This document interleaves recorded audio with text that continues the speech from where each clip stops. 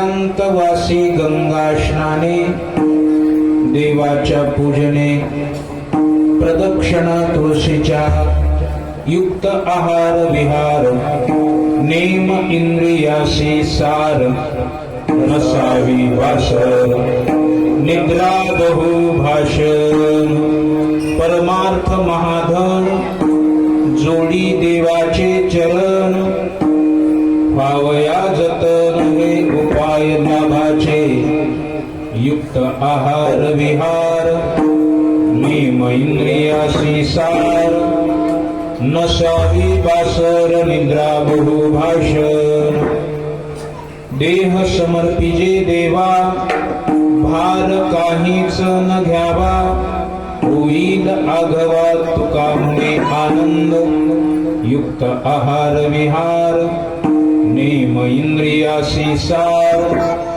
नसावी बासर निद्रा बहु भाषण पांडुरंगा प्रभू प्रथमा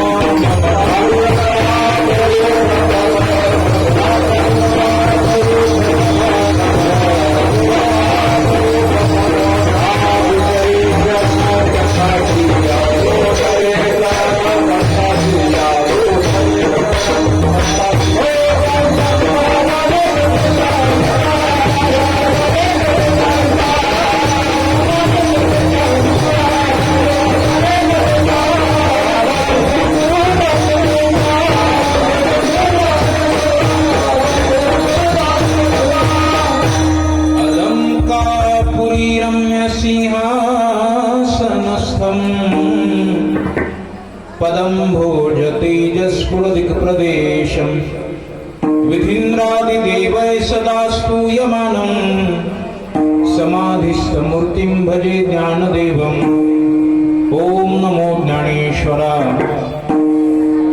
करुणाकरा दयाळा तुमचा अनुग्रह लादलो पावन झालो चराचरे जयांचे केलिया स्मरण होय सकळ विद्यांचे अधिकरण तेची वंदो श्री चरण श्री गुरूंचे ते नमस्कारोनी आता काय माझी वाणी मानेल संतांसी रंजो चित्तासी आपुलिया माझी वाणी तुझे वर्णी गुणनाम ऐसे देई प्रेम काही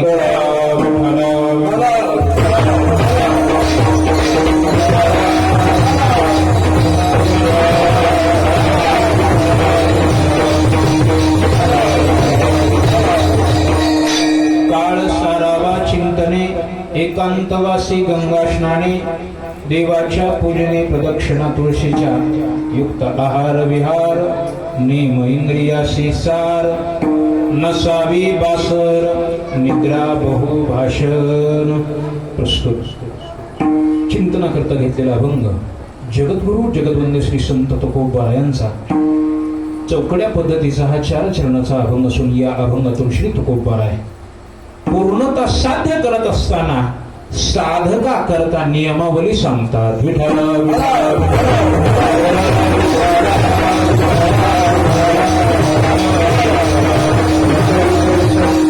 चिंतनाकडे वळण्यापूर्वी सज्जन हो परिहार अनेक वर्षाच्या दिव्य आणि पवित्र परंपरेनं चालत असलेला हा अखंड हरिनाम सप्ताह याही वर्षी ग्रामस्थ मंडळी अत्यंत निष्ठेतून श्रद्धेतून भावनेतून सेवेतून हा भक्ती सोहळा साजरा करत आहेत।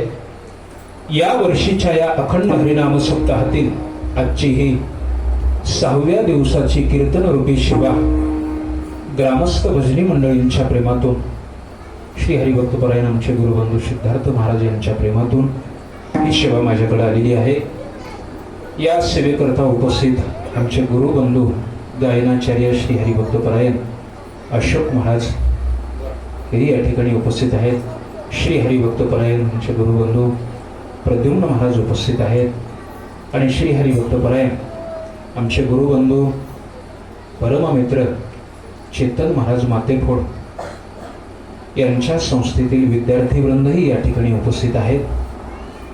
उपस्थित सर्व गायनाचार्य मृदंगाचार्य टाळकरी वारकरी माळकरी विनेकरी चोपदार हार्मोनियम वादक नाही आणि उपस्थित सर्व ब्रह्मस्वरूप श्रोते सर्वांच्या चरणी मी वंदन करतो आणि माझ्या चिंतनाकडे वळतो. हनुमंतरायाने आपल्याला जवळ घेतले. अगदी हनुमंतरायाच्या चरणाजवळ आपण आहोत. चिंतना करता घेतलेला अभंग श्री तुकोबरायांचा आहे आणि महाराज या अभंगातून पूर्णता साध्य करण्याकरता साधकासाठी अत्यंत महत्वाची अशी नियमावली सांगतात. साधना कशी असते, कशी केली पाहिजे, त्याकरता जे नियम आहेत त्या नियमांचं विस्तृत असं वर्णन या अभंगामध्ये केलेलं आहे. आणि ते नियम जर तंतोतंत पालन केले तर त्याचे परिणामही साधकाच्या जीवनावर काय होतात, काय प्राप्त होतं, फलश्रुती ही या अभंगातून वर्णन केलेली आहे. मनुष्य देहाची प्राप्तीच परमात्म्याच्या चिंतना करत आहे. आणि थोडस चिंतन जर केलं तर आपल्या लक्षात येईल, एकमेव माणसाचा देह असा देह आहे की या देहाला आल्यानंतर चिंतन करता येतं.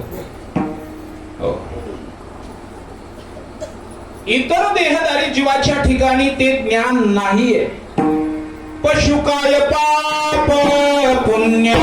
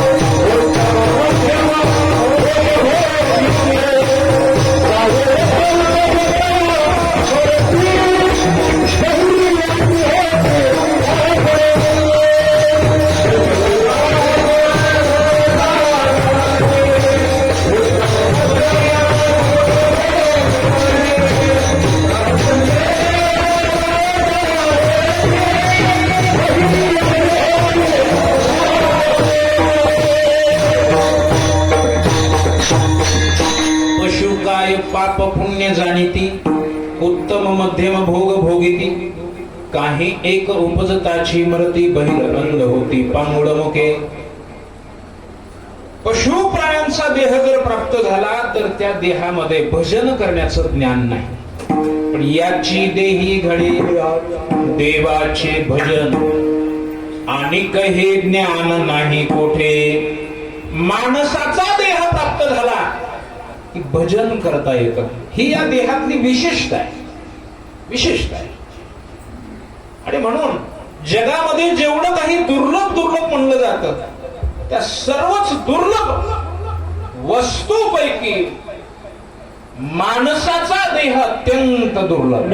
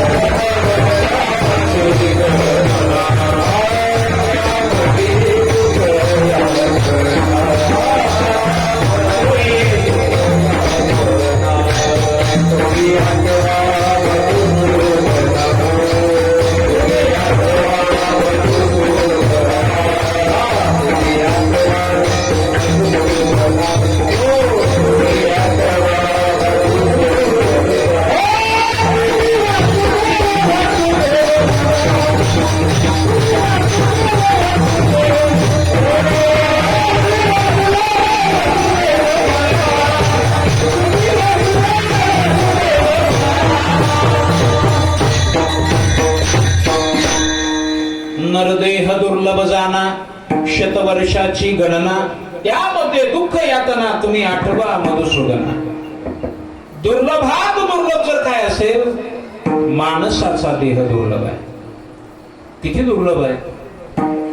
एक सुभाषितकार म्हणतो, पुनर्वित्तम पुनर्मित्रम पुनर्भार्या पुनर्मही सर्वस्वम ही पुनर्लभ्यम न शरीरम पुन्हा पुन्हा. तो सुभाषितकार म्हणतो, पुन्हा पैसा प्राप्त करून घेता येईल, पुन्हा नवीन मित्र बनवता येतील, भार्या म्हणजे पत्नी सुद्धा दुसरी आणता येते. एवढंच नाही, सर्व काही पुन्हा पुन्हा प्राप्त करून घेता येतं. न शरीरम पुन्हा पुन्हा. पण हे शरीर पुन्हा मिळेलच याची काही गॅरंटी नाही, काही शाश्वती नाही. आता मागुता येईल फेरा, हे तो न घडे या नगरा म्हणतात महाराज. ही पुन्हा घडेलच याची काही शाश्वती नाही. श्री तुकोबाराय तर अत्यंत गोड वर्णन केलंय. तुकोबाराय म्हणतात, न घडे ते उपाय घडो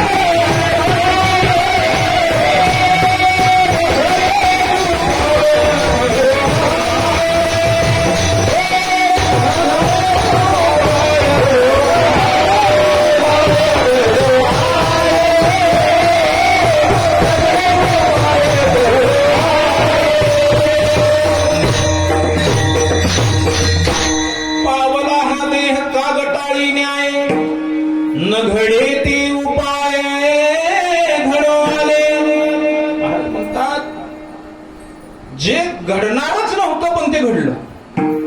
श्री तुकोबारायांनी याला कागटाळी न्याय असं शब्द दिलाय. कागटाळी न्याय म्हणतात तुकोबार. कागटाळी न्याय म्हणजे आंधळ्याच्या टाळीत कावळा सापडावा त्याप्रमाणे हा देह प्राप्त झालेला आहे. एका राजानं दौंडी पिटवून सांगितलं, म्हणले जो कोणी कावळा धरून आणून देईल त्याला योग्य बक्षीस दिलं जाईल. आणि ती स्नानासाठी जात असताना एका आंधळ्यानं दौंडी ऐकली आणि विचार केला. म्हणले राजाला खरंच काही कळत नाही, डोळ्याची पापणी लावू देत नाही. म्हणले कावळा कधी सापडायचा, आणि आपल्याला तर दृष्टीच नाही. म्हणले आपण ती फक्त ऐकून सोडून द्यायचं. म्हणले त्याची कल्पना सुद्धा करणं चुकीचं आहे. असा विचार केला आणि गेलं. ती रोजचा त्याचा ठरलेला रस्ता, नदीवर स्नानासाठी गेलं. चपचित चपचित कमर एवढ्या पाण्यात उतरलं. स्नान झाल्याबरोबर सूर्यदेवाला अर्घ अर्पण करण्यासाठी, नमस्कार करण्यासाठी 2 हात वर केले, टाळी वाजवाय गेलं. कावळा सापडला. गाव गाव का लॉटरीच लागली. लोभ निर्माण झाला. राजाने एकच धरून आणायला सांगितलंय. म्हणले की पट्ट्या 2 कावळे धरून घेऊन देणार. कोण म्हणलं? आंधळ. सापडलेला कावळा बगल दाबून धरला. डबल पुन्हा टाळी वाजवाय गेलं. बगलतला मुक्कामाला थांबला असेल, गेला निघून. महाराज तुकोबाराय म्हणतात, ज्याप्रमाणे आंधळ्याच्या पाळीत कावळा सापडावा त्याप्रमाणे माणसाचा देह प्राप्त झालेला, अनमोल किमतीचा हा देह प्राप्त झालेला आहे. जेणे तू जोडशी नारायण नाशे जीवपवन घोर म्हणतो.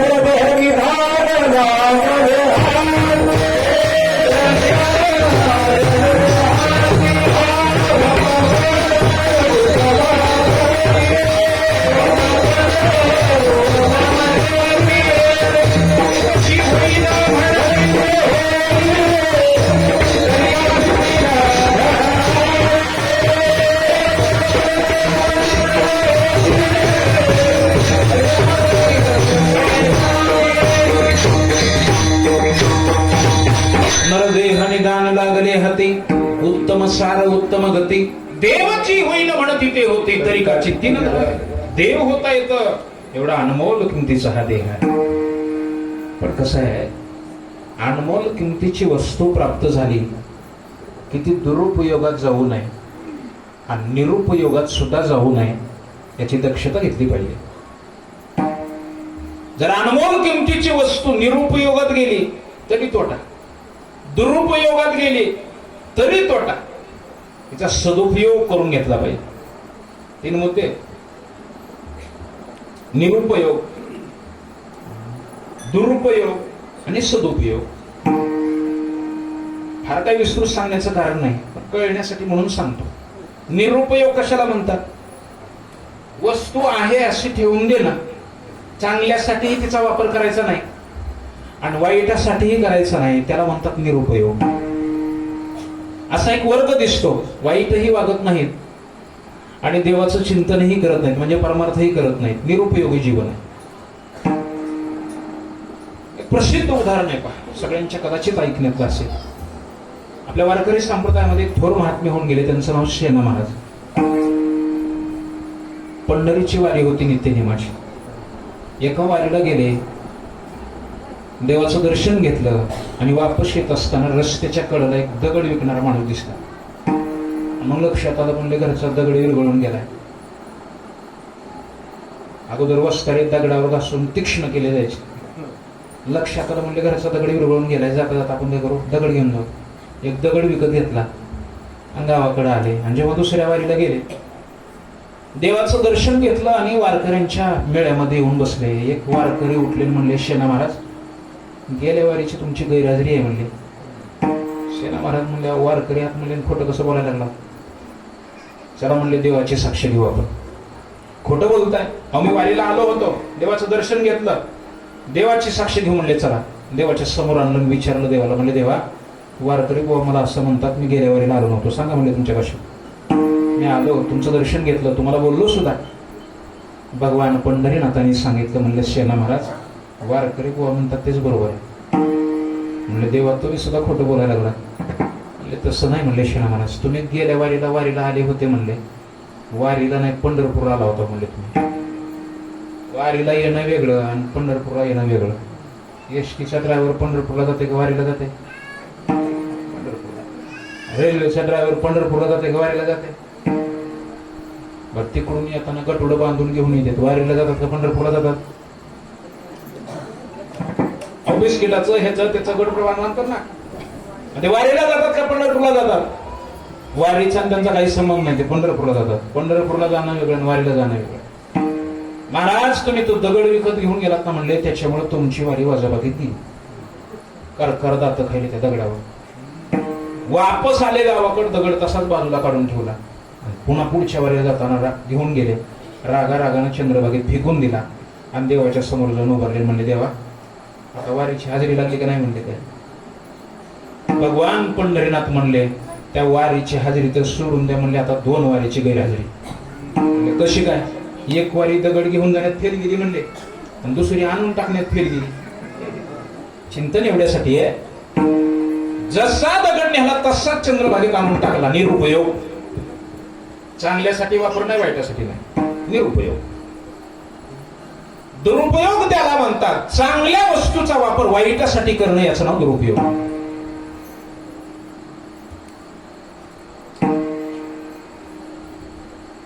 फार मोठा कथाभाग आहे, वेळ घेत नाही दृष्टांत सांगून. चांगली वस्तू असेल तर त्याचा वाईटा करता जर वापर केला तर त्याचंच नाव दुरुपयोग.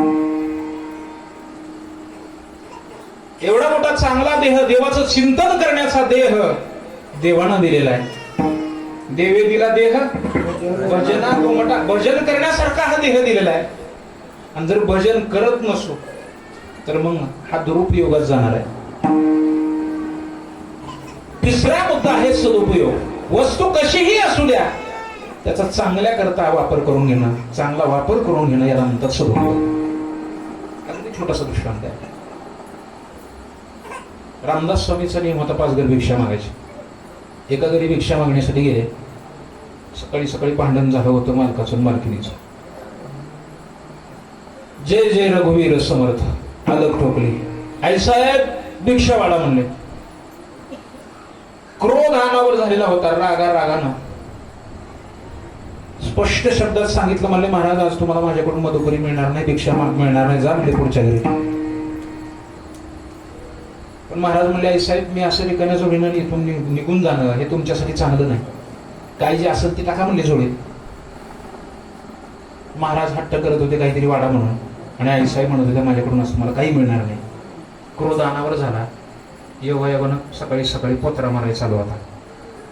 तसाच पोत्रा उचलला, जोडीत टाकला. दरा म्हणले भिक्षाच पाहिजे तुम्हाला, दरा पोत्रा.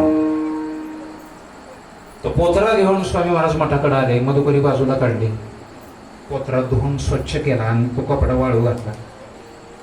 आणि दुपारी पट्ट्या काढल्या त्या पोत्र्याच्या फाडून, वाळल्यानंतर कपडा पट्ट्या काढल्या आणि वळून वाती तयार केल्या. जसा जसा दिवस कळत होता आईसाहेबाच्या डोक्यात प्रकाश पडला. म्हणजे मी साधूचा अपमान केला, क्षमा मागितली पाहिजे. पटकन मठाकडे आले, पाय धरले, महाराज माझ्याकडून लय अपराध झाला, आज मला क्षमा करा.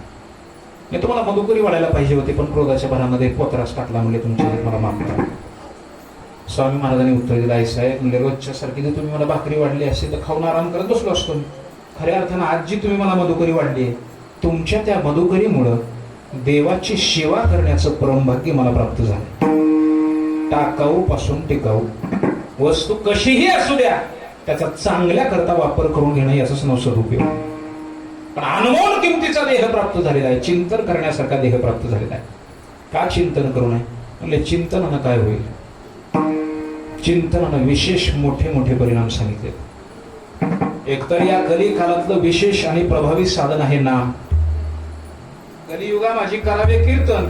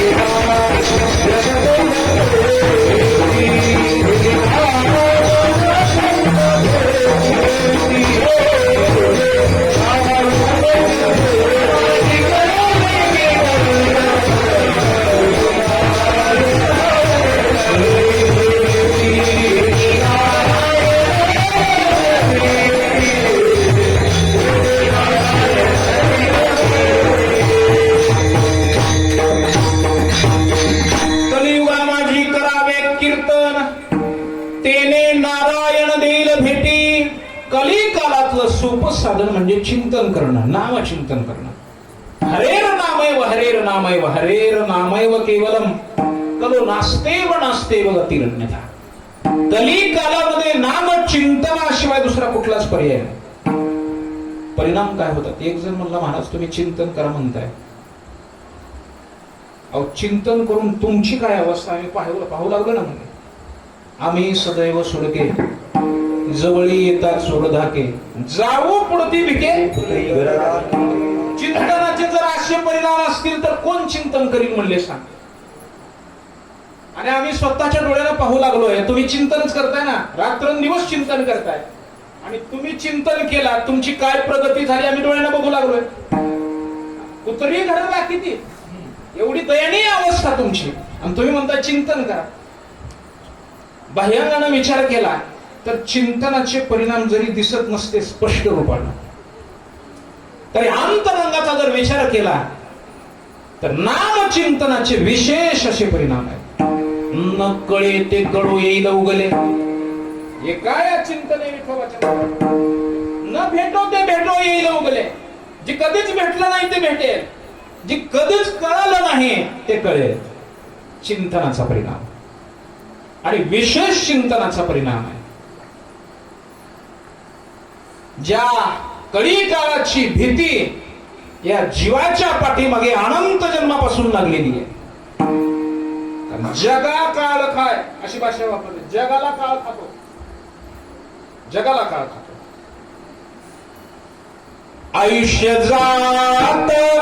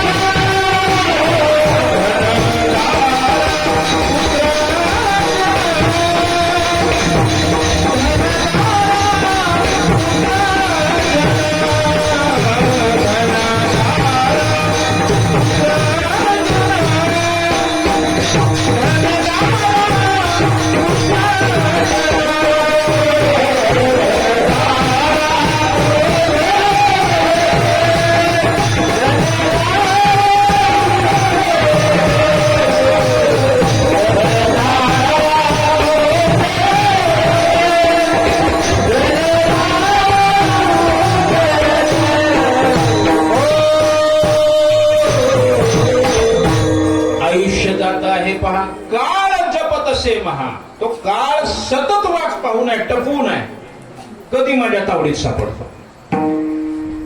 आणि अशा काळावर जर मात करायची असेल तर महाराज म्हणतात, तुका म्हणे काळा हाना तोंडावर, वाहता भरा हरी नामचिंतन हे एकमेव साधन आहे काळावर विजय साध्य करण्याचं.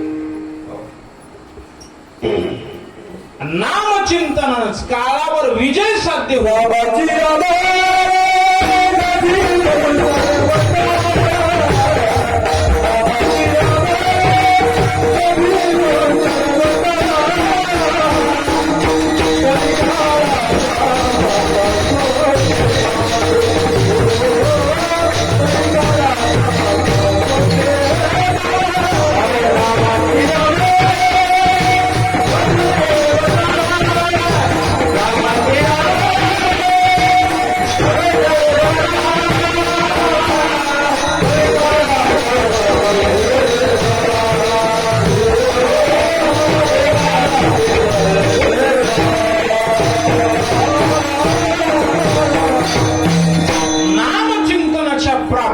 त्याच्या विजय साध्य करता येतो. आणि कली काळावर मात करणं हे तेव्हाच शक्य आहे जेव्हा नामचिंतनाच्या प्राबल्यानं परमात्म्याचे चरण साध्य करू. आणि त्या परमात्म्याच्या चरणापर्यंत जात असताना काळाला बाजूला सारण्याकरता साधका करता जी नियमावली आहे ती नियमावली सांगत असताना अभंगाच्या प्रथम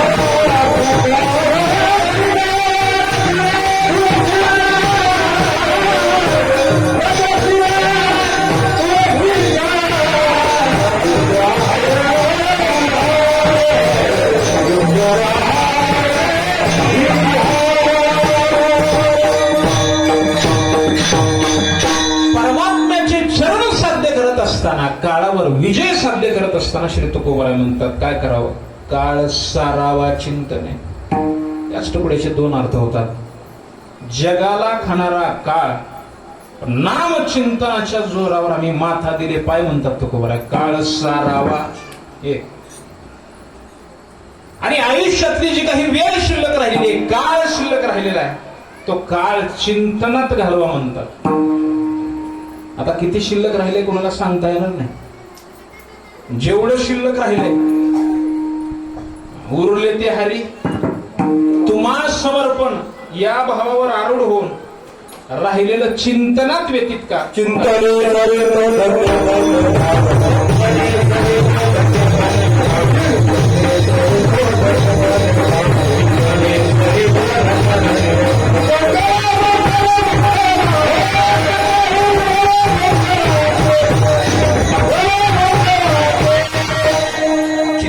सरे तो धन्य धन्य काळ, सकल मंगळ मंगळाचे चिंतनात गेलेला काळ हा धन्य त्याला प्राप्त आहे, धन्य त्याला प्राप्त आहे.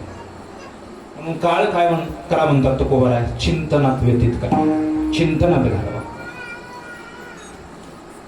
पण चिंतन करत असताना कशा प्रकारे कुठं करावं याचं सविस्तर वर्णन केलं बरं. काळ सारावा चिंतन आहे, पण ते चिंतन कुठं करायचं म्हणलं, एकांतवासी. तर पहिला तुकडा प्रत्येक तुकड्याला जोडायचा आता. एकांतवासी काळ सारावा चिंतने. चिंतन कुठं करा म्हणतात, एकांतवासी.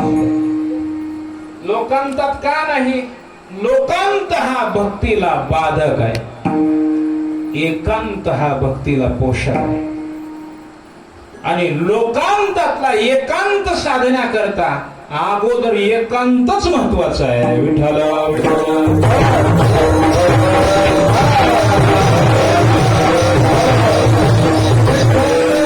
लोकांतातला एकांत ही फार पुढची अवस्था आहे, पण त्या अवस्थेपर्यंत पोहोचण्यासाठी अगोदर एकांतातला एकांत महत्वाचा. एकांतातला एकांत साधला की हळूहळू लोकांतातला एकांत सुद्धा साधता येईल म्हणतात. मग मात्र लोकांतातली बाधकता सुद्धा दूर होईल. म्हणून सुरुवातीचा टप्पा काय, एकांतवासी. काळ सारावा चिंतने एकांतवासी. एकांतवासी म्हणतात. श्री तुकोबारायांनी अनेक वेळा देवाकडं एकांतवासाची मागणी केली. अनेक वेळा. आघात या जीवा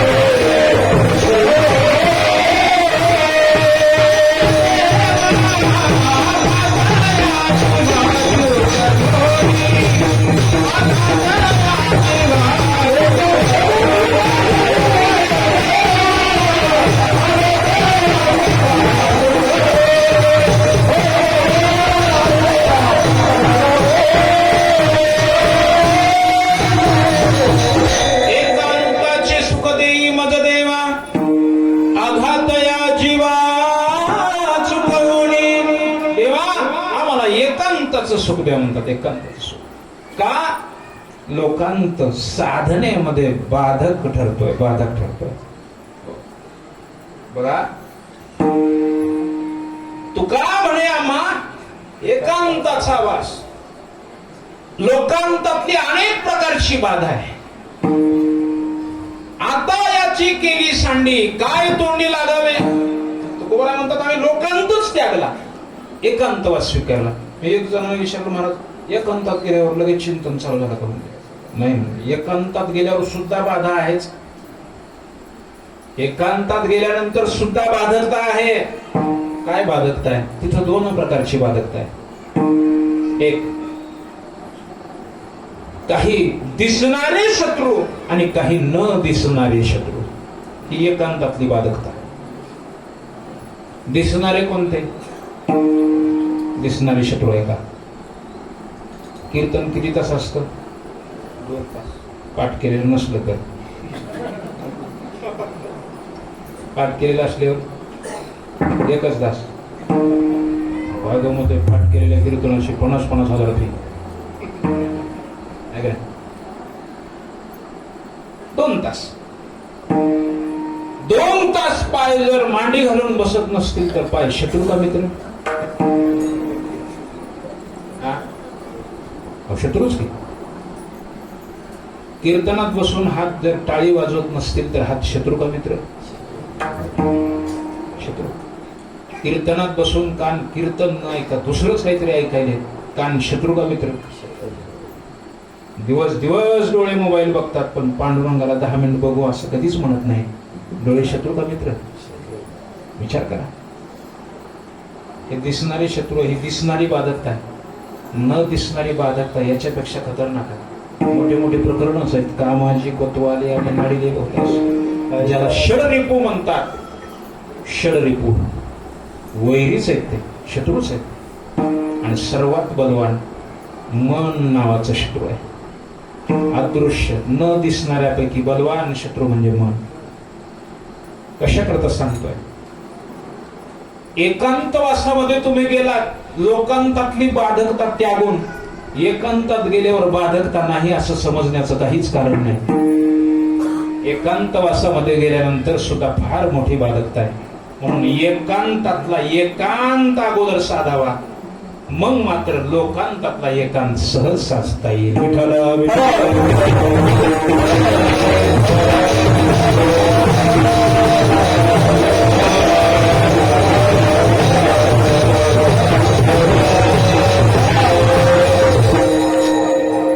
ध्रुवबाळ विनाकारण वनात गेले नाही, एकांत साधण्यासाठी गेले.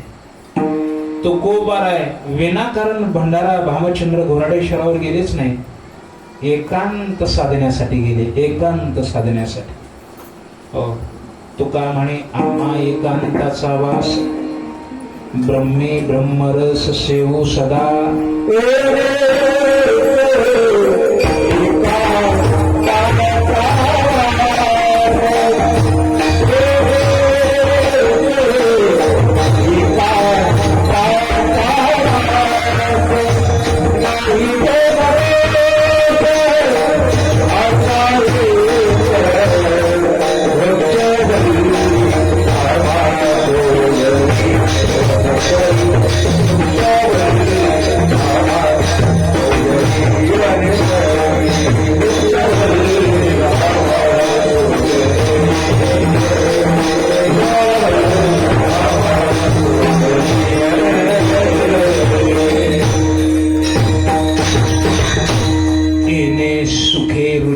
एकांताचा वास नाही गुणदोष येता अंगा येत. एकांतवासाचा मोठा परिणाम कोणता आहे? गुणदोष येत नाहीत अंगी आणि ब्रह्मरस प्राप्त होतो. म्हणून तर आवर्जून सांगितलंय, आवडी विठ्ठल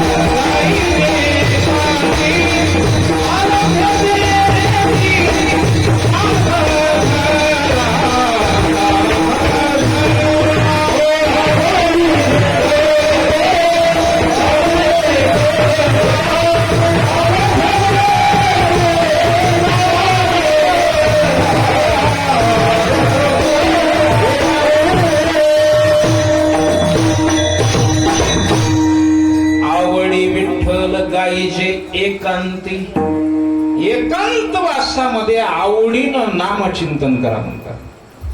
म्हणून एकांतवासी काळ सारावा चिंतने. दुसरा मुद्दा सांगितला, म्हणले गंगा स्नाने काळ सारावा चिंतने. गंगा स्नाने, गंगा स्नान करावं म्हणले म्हणजे तीर्थक्षेत्राच्या ठिकाणी वास्तव्य करावं. आता सर्वांनाच तिथपर्यंत जाता येईल, शाश्वती नाही. तीर्थामध्ये स्नान केल्यानंतर होतं काय, तर काही विशेष प्रकारची बाधकता निवृत्त होते, काही दोष निवृत्त होतात. परमपूज्य गुरुजी तर सांगत असतात, दोषाची निवृत्ती व्हावी म्हणून माणूस तीर्थाच्या ठिकाणी जातो. तीर्थात डुबकी मारली की पाप वर तरंगतोय म्हणले. बाहेर मुंडकं काढलं की तशाला तसं डोक्यावर बसत. काही प्रकारची बाधकता, दोष, पाप तीर्थस्नानानं निवृत्त होतील.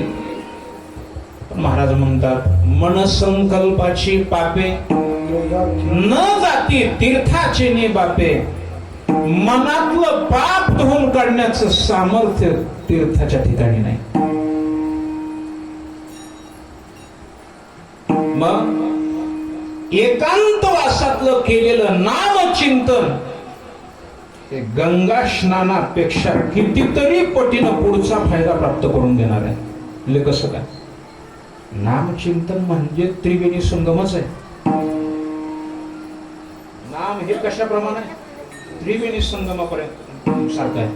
पण त्रिवेणी संगम सुद्धा काही प्रकारचं पापच घालवतं. पण नाम हा त्रिवेणी संगम असा आहे, सर्वच प्रकारचं पाप नामचिंतनानं जळतील पापे जन्मांतरीची.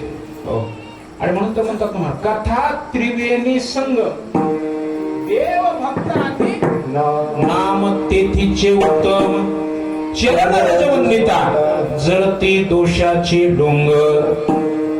कथा, कीर्तन, नामचिंतन त्रिवेणी संगमच आहे. आणि जर याच्या एकांतवासामध्ये डुबकी माराल, हो, गंगा स्नान केल्यापेक्षाही पुढचं सामर्थ्य याच्यात आहे. पण इथं तुकोबाला म्हणतात गंगा स्नाने काळ सारावा चिंतने. गंगा स्नानेच का म्हणतात, तीर्थक्षेत्राच्या ठिकाणी वास्तव्य करा म्हणतात. तिथं मोठा फायदा असा होतो, तीर्थक्षेत्राच्या ठिकाणी अनेक साधक तिथं वास्तव्याला असतात आणि त्यांचं ते तपाचं वलय त्या ठिकाणी असतं. एखाद्या महात्म्याच्या वलयामध्ये त्यांच्या मार्गदर्शनानं जर साधना केली तर अत्यल्प कालामध्ये अति उच्च अवस्थेपर्यंत घेऊन जात असते. विठ्ठल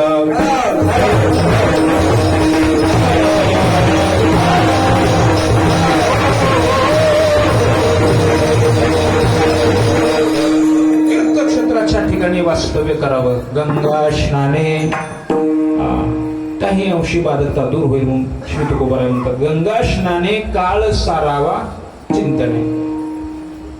देवाच्या पूजने काळ सारावा चिंतने. म्हणले देवाची पूजा केली पाहिजे.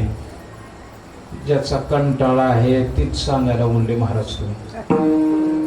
सगळ्यात मोठा कंटाळा कशाचा आहे, देवपूजेचा.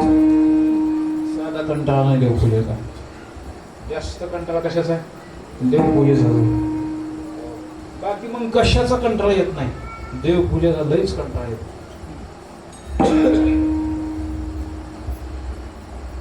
पण ऐका, रावण रोज 8 तास देवपूजा करीत होता.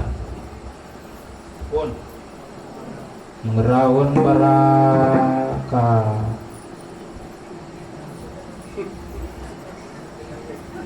कोण बर,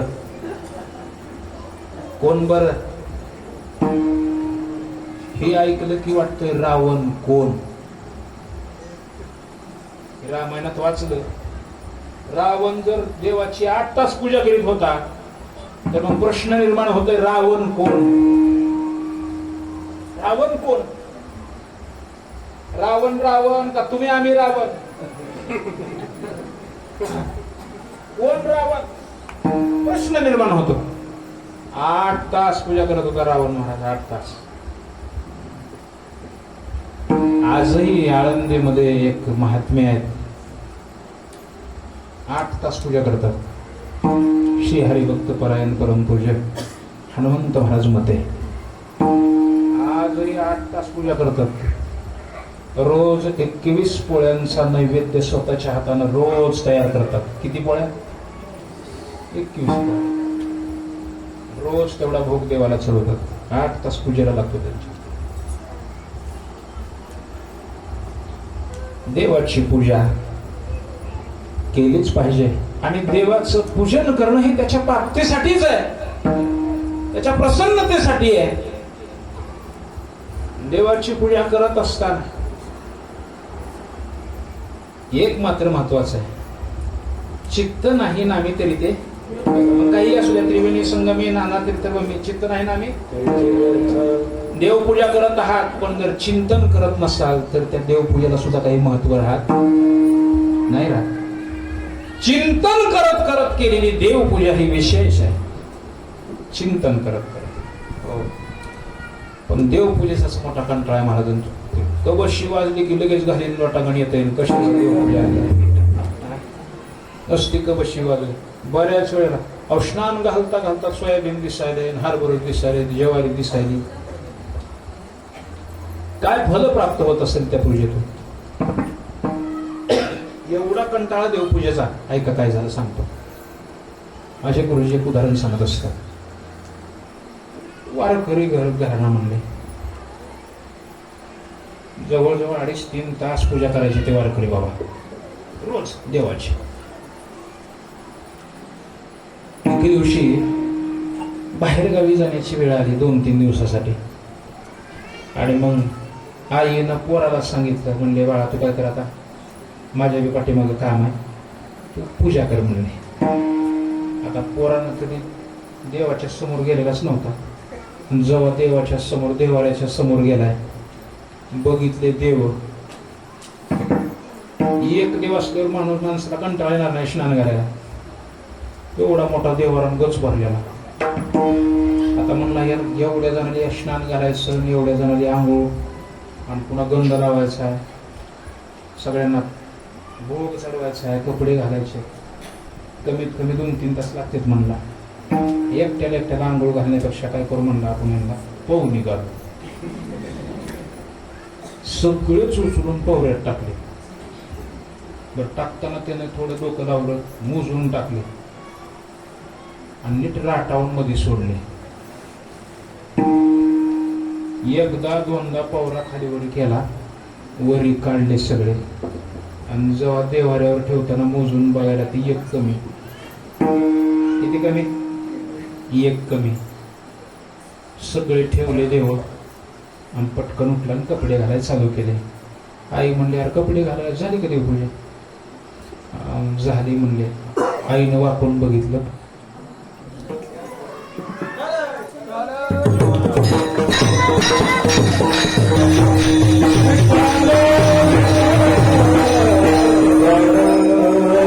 जेव्हा वाकून बघितलं तर देवाच्या कपड्याला गंधही नाही. आई म्हणले यार गंध तरी लाव की, म्हणले अशी पूजा असते. सांगितलं म्हणलं आई आता गंध लावता येणार नाही म्हणलं देवाला. म्हणले का? विहिरीवर नेलते म्हणलं, त्यातल्या एकानं, त्याच्यामुळे आता बाकीचे सगळे सुत काही म्हणलं आता गंध लावता येत नाही. आईनं जी किरकिर करायला चालू केली, जाऊन नगच म्हणला आता गावातच राहायचं नाही, म्हणला सासरवाडीला जातो. नगच म्हणला देवा तेवढे देवाले स्नान करायचं, गंध लावायचं, नैवेद्य प्रसाद. रागानं सासरवाडीला गेलं. सासरवाडीला गेल्याबरोबर जावई दिसल्याबरोबर सासूबाई म्हणल्या मायला देवाचे उपकार झाले बघा. हे इवाई मिळून नक्की कुठल्या तरी सप्त्याला गेलेत बघा. आणि माझ्या मागे ती पापुड्याचा राडा आहे, देवपूजा करायचं कोणी नव्हतं. बरं झालं तुम्ही आला म्हणले. 3 टाइम तुम्ही म्हणताल ती आठवण करून देते. सकाळी उठले तेवढी देवपूजा करायची. कपाळाला हात लावला, म्हणला इथे विराशीला देवपूजा. आता सासरवाडी होती, सासूबाईचा मान राखावा म्हणून 4-5 दिवस कसे तरी काढले. मग तिथं बी देव काही कमी नव्हते, एक एक देव 2-2, 3-3 वेळेस. आणि हा नियम नाही देवपूजेतला. एका देवाची एकच प्रतिमा असली पाहिजे, एका देवाची एकच मूर्ती देवाऱ्यावर असली पाहिजे. 2-2, 3-3 प्रतिमा आणि मूर्त्या ठेवू नये. कंटाळून गेला, नगच म्हणला, आता इथं बी राहायचं नग म्हणला, पंढरपूरला निघून गेला. निघालं मधल्या रस्त्याने चल, पाणी पिण्यासाठी म्हणून एका विहिरीकडे चाललं. तिथे एक आजी बसलेली होती. ती म्हणली, विचार करायची आजी म्हणली, ही पोरग आत्महत्या करायचं चाललं असं विहिरीकडे. पटकन म्हातारी उठली, काठी टिकीत जवळ आली. म्हणली, बाबा बस म्हणली, खाली जा. खाली बसवलं. हे बघ बाबा म्हणली, इथं एक लगट माझी 40 एकर जमीन आहे, मला काय कोणी वारस नाही.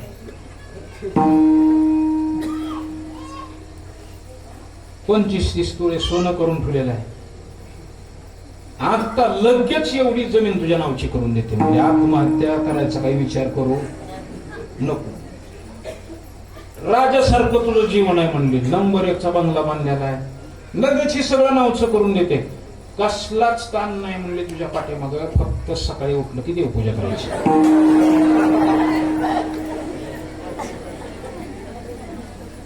कशासाठी सांगतो?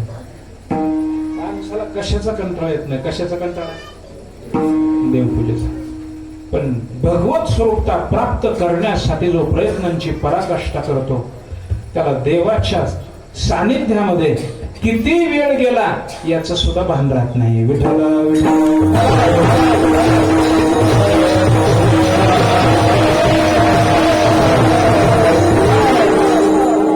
लहानपणी वरात चालली होती नवरा नवरीची. जास्त वाजायला लागलं म्हणून मीराबाई बाहेर आली आणि बघितलं ती वरात चालली. आईला पण घेतलं, आई काय हे? म्हणजे ते नवरा नवरी. मिरे, तुला सुद्धा असं एके दिवशी तुझ्या पतिराजासोबत जावं लागणार आहे म्हणजे नांदायला. म्हणजे असं. मग माझे पतिराज कुठे आहेत म्हणजे हट्ट धरला. माझे पतिराज कुठे आहेत सांग, माझा पती कुठे आहे सांग, माझा पती. लहानपणी आता काय सांगावं म्हणून आईनं भगवान श्रीकृष्णाच्या मूर्तीकडे बोट केलं. हे बघ, हे आहेत म्हणजे तुझे मालक. फक्त तेवढं दाखवून दिलं. महाराज, मीराबाई रात्रंदिवस देवाच्या जवळ बसून राहत होत्या. रात्रंदिवस देवाच्या जवळ बसून राहत, त्यांच्यासोबतच बोलत होते. विठ्ठला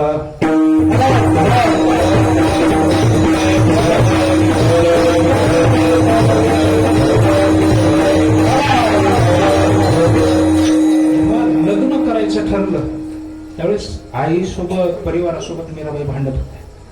आई, तूच मला बोललीस ना हेच मला कर तुझ्या म्हणून, आणि आता दुसरे पतिराज माझ्याकरता बघताय तुम्ही. त्याच रात्री मोठा दृष्टांत घडला. भगवान परमात्म्यानं स्वप्नातच मीराबाई सोबत विवाह केला. वाचा मीराबाईंचं शरीर. आणि सकाळी मीरा अनेक उठली नाही म्हणून आई उठवण्यासाठी आली. लग्नाचा दिवस आहे. आणि जेव्हा आई आली पाहतीये मीराबाईला, तर विशेष असा शृंगार केलेला मीराबाईने. हलवून जागं केलं. मिरे, अगं तुला हे तुला आणलेले कपडे कुठे आहेत?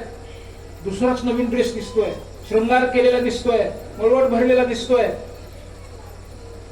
आणि मग मीराबाईने सगळं सांगितलं. आई, आता या देहाचं लग्न कोणासोबत हे लाव. आत्म्याचं लग्न ज्याच्या सोबत लागायचं त्याच्यासोबत लागत. कशाचा परिणाम? एक क्षणभर सुद्धा परमात्म्याला सोडून मीराबाई राहिले नाही. त्याच्या पूजेमध्ये, त्याच्या चिंतनामध्ये किती देवाचा सहवास. कशासाठी सांगितलं मी? ज्याला भगवत स्वरूपता त्याची प्राप्ती करून घ्यायची, देवाच्या सानिध्यात किती काळ गेला कळत नाही, कळत नाही. आणि श्री तुकोबाराय म्हणतात, देवाच्या पूजने काळ सारावा चिंतने.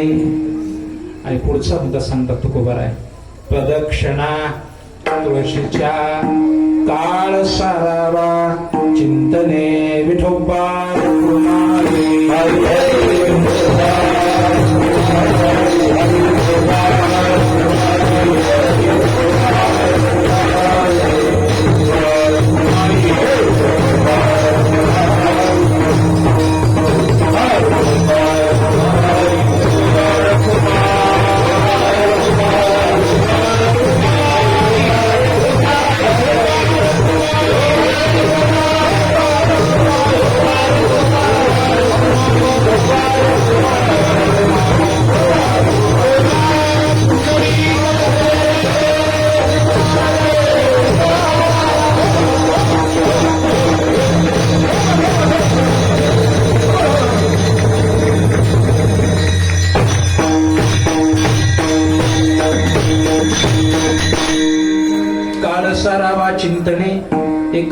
दिवसी गंगा स्नाने, देवाच्या पूजने, प्रदक्षिणा तुळशीच्या प्रदक्षिणा करत करत देवाचं चिंतन करा म्हणतात तुकोबा. यातूनच काळ बाजूला सारता येईल आणि वेळही सगळी चिंतनात जाईल, म्हणजे काळ चिंतनामध्ये जाईल. पण ऐका, आता अत्यंत महत्वाचा मुद्दा तुकोबा सांगतात. हे एवढं सगळं घडण्यासाठी, म्हणजे काळ सरावा चिंतने, एकांतवासी, गंगा स्नाने, देवाच्या पूजने, प्रदक्षिणा तुळशीच्या, एवढं सगळं घडण्यासाठी अत्यंत महत्वाचा मुद्दा आहे आहार. आणि तो आहार कसा असावा हे सांगितलंय. युक्त आहार विहार, नेम इंद्रियासी सार, नसावी बासन, निद्रा बहुभाषण. हे वरचं सगळं, म्हणजे ही सगळी साधना आहारावरच ठरणार आहे. तुम्ही आहार जर योग्य सेवन करत असाल तर चिंतन घडेल. आहार जर योग्य सेवन करत असाल तर एकांतवासही घडेल, गंगा स्नानही घडेल. आहार जर नीट असेल तर, युक्त असेल म्हणजे सात्विक असेल तर. आहारावर बरंच काही अवलंबून आहे. साधक दशा आहाराशिवाय नाही, चिंतन आहाराशिवाय नाही. तमोगुणी रजोगुणी जर आहार सेवन करत असाल तर साधना घडणार नाही, घडणारच नाही सकारात्मक. ऐका, परमपूज्य आदरणीय गुरुवर्य प्रातस्मरणीय गुरुजींच्या जवळ राहत असताना आलेली अनुभूती. तिथं कबई नावाची एक आजी स्वयंपाकाच्या सेवेसाठी होते आणि दुसऱ्या बेबीताई. या दोन्ही माऊल्या अशा स्वयंपाकाला बसल्यानंतर पीठ चाळायल्यापासून जे रामकृष्ण हरी चालू व्हायचं ते 40-50 मुलांच्या भाकरी होईपर्यंत बंदच होत नव्हतं रामकृष्ण हरी. सातत्य सततम कीर्तयंतो. पीठ चाळताना रामकृष्ण हरी, पीठ चुरताना रामकृष्ण हरी, भाकर थापताना रामकृष्ण हरी, तव्यावर टाकताना रामकृष्ण हरी, चुलीला लावताना तेव्हा काही गॅस नव्हता. आणि डबल आता चुलीवरच येले, डबल आता कशावर येले, चुलीवरच होत तेव्हा. ते चुलीला लावताना रामकृष्ण हरी, दुरडीत भाकर टाकताना रामकृष्ण हरी. मध्ये जर एखादं पोरगा आलं आणि कबई ते जग कुठं आहे रामकृष्ण हरी म्हणायचं असं कबईने, पण तिथं ठेवलाय म्हणत नव्हती कबई. बीबीताई सुद्धा तसंच करायची. मी आम्ही बारकाईनं पाहिलेलं सांगतो. तर त्या रामकृष्ण हरीमध्ये खंड पडत नव्हतं आणि त्या रामकृष्ण हरी नामाची भाकर खाण्याचं परमभाग्य आम्हाला प्राप्त झालं, म्हणून आम्ही इथं उभारलो. आम्ही किती साधना केली, किती ग्रंथ वाचले, किती अभ्यास केला हा भाग वेगळा आहे, पण त्या भाकरीनंच रस्ता दाखविला महाराजांना, भाकरीनं चित्त उभा केलं.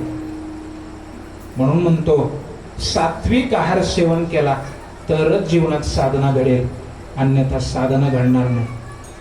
साधना व्हावी असं वाटत असेल तर सात्विक आहार सेवन करा. अन्न शिजवत असताना, म्हणजे अन्न तयार करत असताना, तयार करणाऱ्याच्या मनात जसे विचार आहेत त्या विचारांची छाया हातातील ऊर्जेद्वारे त्या अन्नावर पडते. तुम्ही हाताच्या हात जवळ घेऊन बघा, हातातून गरम वाफा बाहेर पडतात. मनातील विचार आणि हातातल्या ऊर्जेचा घनिष्ठ संबंध आहे. स्वयंपाक करत असताना माता माऊलींच्या मनामध्ये जे जे विचार असतील ते सगळे विचार हातातील ऊर्जेद्वारे अन्नामध्ये शिरतात आणि खाणाऱ्याच्या सुद्धा मनात तसेच विचार येतात. आणि मग तुम्ही जर भाकरी थापताना परदेशी परदेशी जाना नाही असं जर म्हणलं तर खाणारा रामकृष्ण हरी म्हणेल होईल. हा काय संबंध आहे, ते सुद्धा परदेशी परदेशी जाना नाहीच म्हणणार. भाकरी थापताना साथ निभाना साथिया.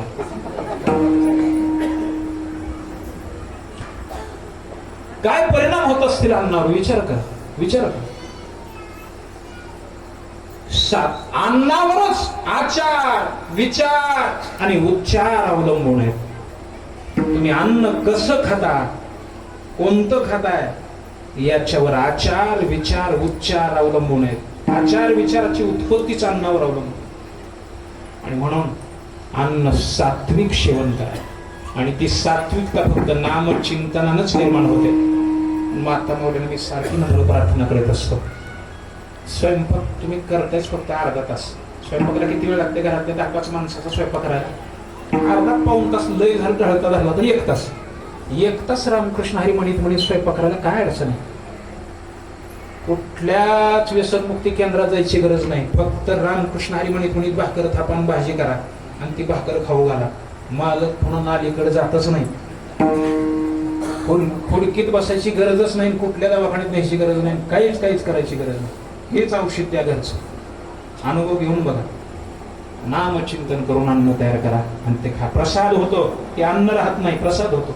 अन्नावरच सगळं अवलंबून आहे. ऐका, प्रसिद्ध दृष्टांत सांगतो, सगळ्यांच्या ऐकण्यात असेल कदाचित, अगर नसेल.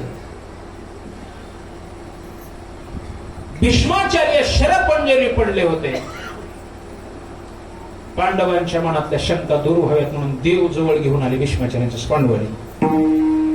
मग धर्मराजाने प्रश्न विचारले आणि त्याचे उत्तर देऊ लागले भीष्माचार्य. खडखड प्रश्न विचारले ते 5. किमेकम दैवतम लोके किम वापेकम परायणम स्तोम तकम कमनिचिंत प्राप्त युर्माणव शुभम को धर्म सर्वधर्माणां बहुत परमो होता किम जे परमुच्यते जंतु जन्म संसार बंधन. युधिष्ठिराने प्रश्न विचारले, त्याचे उत्तर भीष्माचार्य देऊ लागले. खडखड जगप्रभुम देव देव म्हणंतम पुरुषोत्तमम स्वनाम सहस्रेण पुरुष सतत चालू गेलं खडखड. आणि ज्यावेळेस खडखडा उत्तर असे ज्ञान बाहेर पडायला लागलं, मधीच द्रौपदी हसली मोठ्यानं. भीष्माचार्याने पडल्याच असं वळून बघितलं आणि म्हणले, पोरी म्हणजे काय, का हसलीस? तू एकदा हसलीस तर महाभारत घडलं म्हणले, आता का हसलीस म्हणले, आणि काही राहिले का हसलीस सांग? नाही सहजच हसले. कुलवान घरातील स्त्रिया विनाकारण हसत नसतात म्हणले, काहीतरी आहे तेव्हाच तू हसली, सांग नेमकं काय? आणि मग द्रौपदीनं सांगायचं चालू केलं. म्हणले, पितामह, हे सगळं तुम्हाला तिथं का आठवलं नाही? म्हणजे कुठं? की दुःशासन माझं वस्त्र ओढीत होता, मी द्रोणाचार्याकडे पाहिलं, खाली मान घातली म्हणले त्यांनी. माझ्या पतिराजांनी तर 5ही जणांनी खालीच मान घातली होती, ते मला हारले होते. द्रोणाचार्यांनी खाली मान घातली, कृपाचार्यांनी खाली मान घातली. शेवटी आशेने मी तुमच्याकडे बघितलं होतं, तुम्ही तरी मला याच्यातून सोडवता, तुम्ही सुद्धा खाली मान घातली नाही. तुम्ही माझ्या संकट काळात धावून आला. त्यावेळेस तुम्हाला जर ही ज्ञान सुचलं असतं तर कदाचित मी त्याच वेळी संकटातून मुक्त झाले असते. तिथं का तुम्हाला सुचलं नाही? आताच का सुचतंय? भीष्माचार्य हसले म्हणले, फार गोड प्रश्न विचारलास म्हणले. ऐक म्हणले, त्यावेळेस सुद्धा हे ज्ञान माझ्याच जवळ होतं, पण सुचलं नाही. त्याचं कारण एकच आहे म्हणले द्रौपदी, त्या दुष्टाचं अन्न खाल्लेलं रक्त माझ्या अंगात होतं, म्हणून सगळं ज्ञान माझ्यापाशी असताना सुद्धा माझी जीभ नाही उचलली. आणि मग आता कसं बोलायला म्हणले फडफडा? ऐक म्हणले त्याचं उत्तर. तुझा मालक नाही का म्हणले, हे हे अर्जुन बघ म्हणले, त्यानं किती बाण मारलेत माझ्या अंगात, चाळणी वडी माझं शरीर केलंय. त्या दुष्टाचं अन्न खाल्लेलं जेवढं रक्त होतं सगळं निघून गेलं म्हणले माझ्या अंगातून. आता जेवढं शिल्लक आहे ते शुद्ध आहे, सात्विक आहे, पवित्र आहे, आणि त्या रक्ताचाच परिणाम आहे आज मी हे शब्द बोलू लागलोय. आणि म्हणून हे मला सुचतंय. दृष्टांत संपला. कारण एवढंच आहे, तीर्थ एवढाच आहे, शुद्ध आहाराचा परिणाम आहे अति उच्च अवस्था. आचार विचार उच्चार अन्नावर अवलंबून आहे. पण अन्न सात्विक सेवन केलं पाहिजे. तुकोबारा म्हणतात, तर चिंतन घडेल, एकांतवास घडेल, देवाची पूजा घडेल, तुळशीच्या प्रदक्षिणा घडतील. आहारावर अवलंबून आहे. आहार योग्य नसेल तर मग हे सगळं काही घडणारच नाही. म्हणून महाराज म्हणतात, युक्त आहार. भगवान परमात्मा गीतेमध्ये तेच सांगतात, युक्त आहार विहारस्य युक्त चेष्टस्य कर्मसु युक्त स्वप्नावबोधस्य योगो भवति दुःख. युक्त आहार सेवन करा म्हणतात. युक्त आहार युक्त विहार, विहार सुद्धा युक्तच असला पाहिजे. कुठेही फिरू नये, साधक दशेमध्ये कुठेही फिरू नये, कुठेही बसू नये. एखादा गुणदोषी येईल अंगात, त्यात वातावरणाचे परिणाम साधकाच्या साधनेवर होत असतात. म्हणून साधकानं कुठेही बसू नये, कुठेही फिरू नये.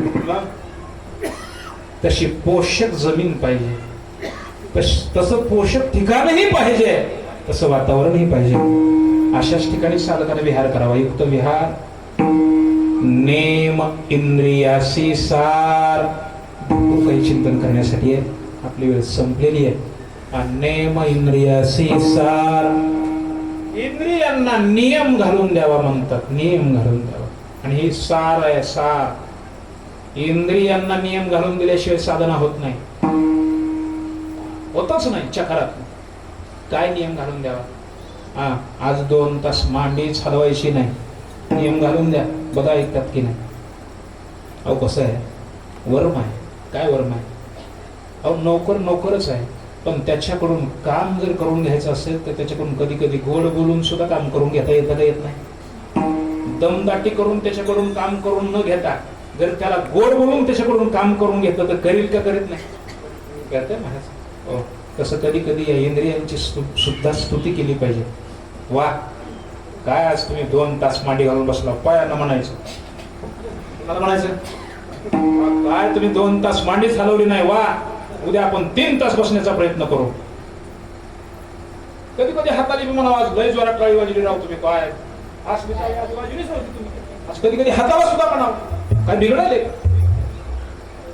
कधी कधी डोळ्यांची सुद्धा स्तुती करावी. वा, तुम्ही आज 15 मिनिट पांडुरंगाला निहाळलं पाहिलं. उद्या 1 तास पाहण्याचा प्रयत्न करा. बघते का? बघणार नाही. यांची सुद्धा स्तुती केली पाहिजे.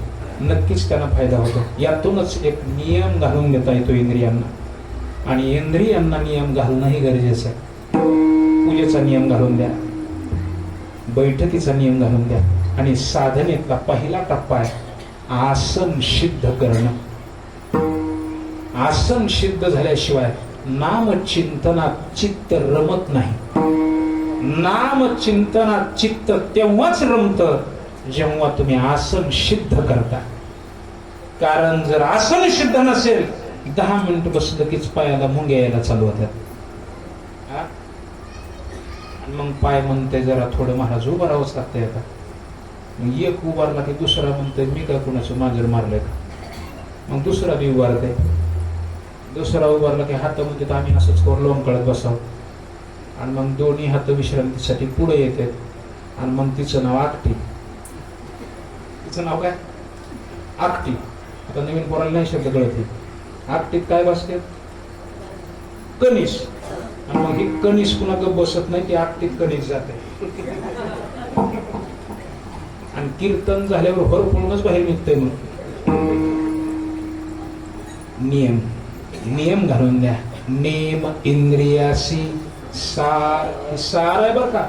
साधनेचं सार आहे. इंद्रियांना नियम घालून द्या. 31 माळाचा नियम घालून द्या. 51 माळाचा नियम घालून द्या. आमच्याकडे एक विद्यार्थी आहे, साधक आहे. रोज 250 माळाचा त्याचा नियम आहे जप करण्याचा. किती? एक विद्यार्थी आमच्याकडे साधक रोज 250 माळा जप करतोच. 250 माळा जप नियमच घालून दिला त्यांना. एवढ्या माळा झाल्याशिवाय हालायचंच नाही. कोणी 125 करतं, कोणी 100 वर आहेत, काही 50 वर आहे. नियम घालून दिल्यानंतर साधना होते. अशी होत नाही. नियम इंद्रियाशी सार. नसावी बासर. जास्त बडबड काही कामाची नाही. दानंत वाचाळ ब्रळती बरळ. त्या कैसा गोपाळ किंवा दयाळ पावे हरी. नसावी बासर. बहुनिद्रा आणि बहुभाषण. जास्त बोलणं ही काही कामाचं नाही म्हणतात. जास्त निद्रा ही काही कामाची नाही. तुकोबऱ्यांचे का अभंग आहे बघा, ते सांगून लगेच शेवटा पूर्ण करून देतो. साधकाची दशा उदास असावी. उपाधी नसावी अंतर्बाही. लोलुप्यता काय निद्रे ते जिनावे. भोजन करावे परमित म्हणतात. साधनेत बल प्राप्त व्हावं एवढाच आहार असावा. अति आहार घातक आहे, कमी आहार घातक आहे, अति निद्रा घातक आहे, कमी निद्रा घातक आहे. म्हणून निद्रा बहुभाषण. आणि हे वरच सगळं जेवढं सांगितलंय त्याच नाव परमार्थ. परमार्थ हे महाधन. किती सामर्थ्य याच्यात.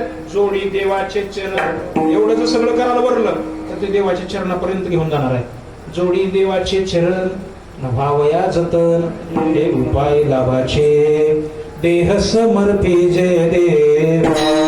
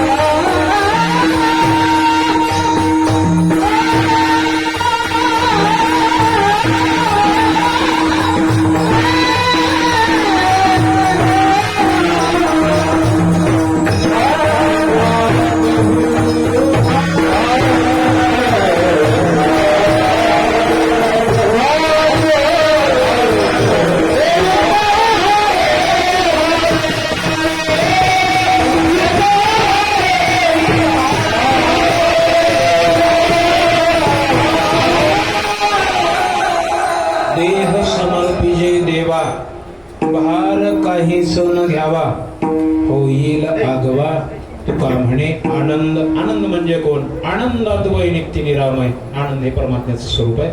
भगवत स्वरूप साध्य म्हणतात. फक्त देहच देवाला समर्पित करून टाका. देह समर्पित देवा बाहेर काही सण घ्यावा होईल आगवा तुका म्हणे आनंद. पण त्याच्यासाठी युक्त आहार विहार नेम इंद्रियासी सार नसावी बासर निद्रा बहु भाषण. ज्ञानेश्वर